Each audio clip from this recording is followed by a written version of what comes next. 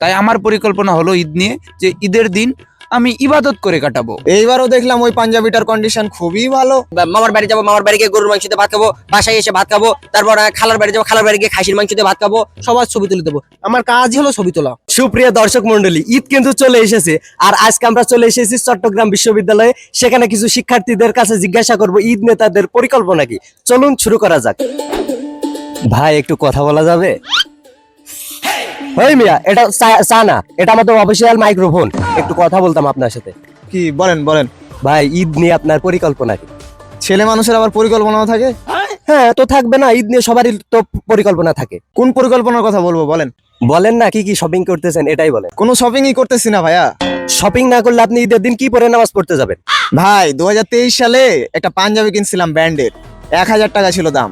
ওই পাঞ্জাবি আমি 3 বছর ধরে প্রতিটা জুম্মার নামাজেই ব্যবহার করতেছি, প্রতিটা ঈদেই ব্যবহার করতেছি। এইবারও দেখলাম ওই পাঞ্জাবিটার কন্ডিশন খুবই ভালো, তাই পরিকল্পনা হলো ওই পাঞ্জাবিটাই আয়রন করে উল্টা করে পরে নেব, কেউ বুঝতেই পারবে না। জি ভাই, বুঝতে পেরেছি। আপনার মতো পরিকল্পনা আমিও করবো ইনশাল্লাহ। ভাই আপনার ঈদ নিয়ে পরিকল্পনা কি? আমার ঈদ নিয়ে পরিকল্পনা খাওয়া দাওয়া। খাওয়া দাওয়া ছাড়া আপনার কি আর কোনো পরিকল্পনা আছে? ঈদ না আমার 30টা পরিকল্পনা, 30টাই খাওয়া দাওয়া। আচ্ছা, খাওয়া দাওয়াই আপনার মূল পরিকল্পনা কেন? দেখেন ভাই, 30টা দিন না খেয়ে আছি, নিজেকে অনেক কষ্টে সংযত রাখছি। এই জন্য ওই দিনের প্রথম প্ল্যানই হলো যাকে সামনে পাবো দরকার পড়লে তাকেই খেয়ে ফেলবো, কিন্তু আমার মূল প্ল্যানই হলো খাওয়া দাওয়া।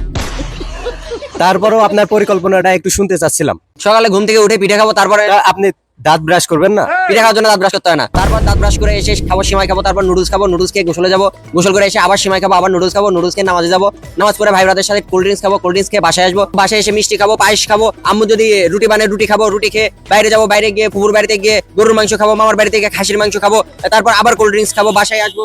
ভাই বুঝছি আমি, আপনি সারাদিন খাওয়া দাওয়া করবেন, কিন্তু রাতে কি করবেন? দুপুরে যেসব গরুর মাংস রান্না করেছিল রাতে সেসব আবার খাবো।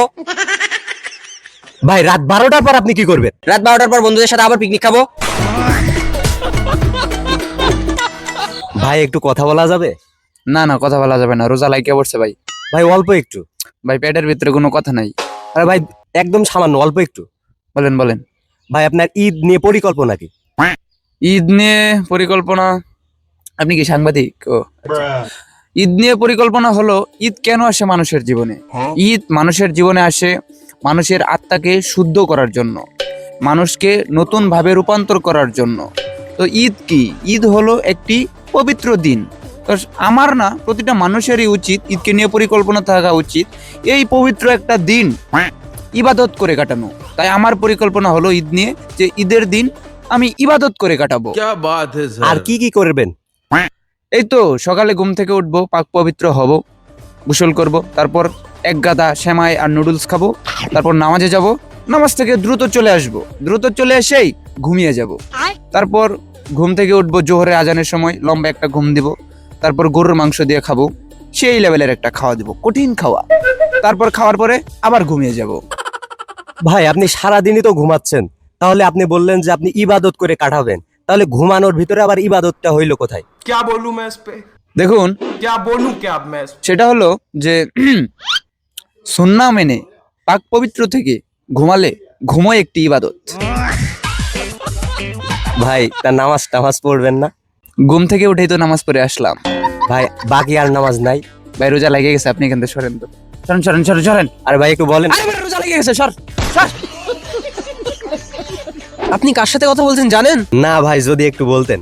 আপনি একজন আইফোন ইউজারের সাথে কথা বলতেছেন। একজন আইফোন ইউজারের ঈদের পরিকল্পনা কি থাকে এটা সবাই জানে, আর আপনি জানেন না? ও আচ্ছা, আপনার পরিকল্পনা শুধু ঈদে ছবি তুলে দেওয়া, তাই না?